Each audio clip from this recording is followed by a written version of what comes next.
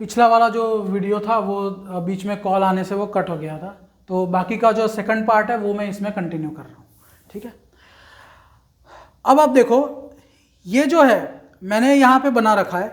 ठीक है, बहुत सारे इसमें ऑर्डर्ड पेयर्स आएंगे। ठीक है, लेकिन जिन ऑर्डर्ड पेयर्स का सेकंड एलिमेंट 1 होगा तो उनके जो फर्स्ट एलिमेंट का जो सेट बनेगा वो हमारा set of all elements that are related to 1 में आएगा। ठीक है, मतलब वो सारे एलिमेंट्स का सेट जो 1 से रिलेटेड है। अब हमारे जो दूसरे भी ऑर्डर्ड पेयर्स आएंगे, जैसे इसमें 2 और 6 आएगा। ठीक है, मतलब जिनका भी डिफरेंस -4 या 4 होगा, -8 या 8 होगा, या -12 या 12 होगा, वो सारे नंबर्स हमारे ऑर्डर्ड पेयर्स में आएंगे। ठीक है, जैसे 7 और 12 नहीं आएगा, 7,12 नहीं आएगा क्योंकि डिफरेंस कितना है 5 का है, और 5 मल्टीपल का नहीं है 4 का। ठीक है, तो 7 और 11 आएगा। ठीक है, तो इस तरीके से बहुत सारे हमारे सेट में ऑर्डर्ड पेयर, सारे लिस्ट करने की जरूरत नहीं है, आपको समझना है कि कौन सा एलिमेंट्स का सेट है जो 1 से रिलेटेड है। तो 1 से रिलेटेड कौन होंगे? जिनकी दूरी 1 से या तो 8 होगी, या तो 4 होगी, या तो 12 होगी। ठीक है, 12 पॉसिबल नहीं है क्योंकि हमारे 12 तक ही है। ठीक है, तो 1 और 1 के साथ भी रिलेटेड होगा क्योंकि ये रिफ्लेक्सिव है, तो 1 के साथ 1 तो रिलेटेड है ही। फिर 5 भी रिलेटेड होगा 1 के साथ क्योंकि 5 - 1 अगेन 4 होता है, और 4 मल्टीपल है, मतलब दोनों का बेसिकली डिफरेंस जो है वो 4 का मल्टीपल होना चाहिए। तो 9 - 1 8, तो अगेन 9 1 भी मल्टीपल है, लेकिन 12 1 नहीं होगा। ठीक है, क्योंकि 12 - 1 क्या होता है? 11 होता है। अगर मान लो ये 12 ना होके अगर 13 होता तो 13 और 1 आ जाता है इसमें, क्योंकि 13 - 1 क्या होता है? 12, और 12 जो है वो 4 का मल्टीपल है। ठीक है, तो अगर ये 13 तक होते, एक जो सेट है वो 0 से लेकर 13 तक होता, तो फिर हमारा 1 के साथ जो रिलेटेड है वो 9 के बाद और एक 13 1 भी आ जाता। ठीक है, लेकिन तो 1 के साथ ये तीन ही ऑर्डर्ड पेयर्स रिलेटेड है, मतलब और तो कौन कौन से, अगर हमको सेट बनाना है कौन कौन से नंबर्स 1 के साथ रिलेटेड है, बाकी किसी ऑर्डर्ड पेयर में सेकंड एलिमेंट 1 नहीं आएगा, इन तीन ऑर्डर्ड पेयर्स में ही आएगा।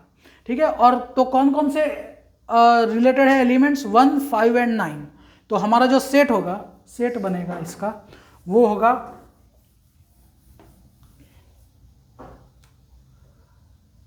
Set of all elements related to 1 पहले वाले में। तो फर्स्ट वाले का जो सेट होगा उसको कुछ भी नाम दे देते हैं, बी नाम देते हैं। So B is equal to the set of 1 5 and 9, ये सेट हो गया। ठीक है, अब आते हैं दूसरे पे।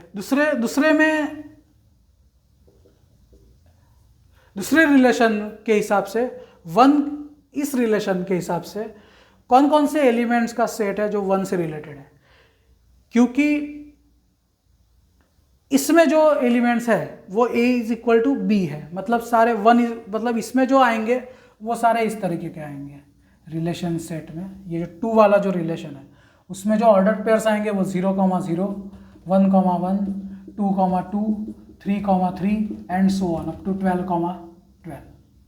ये सारे लिस्ट कर दिए।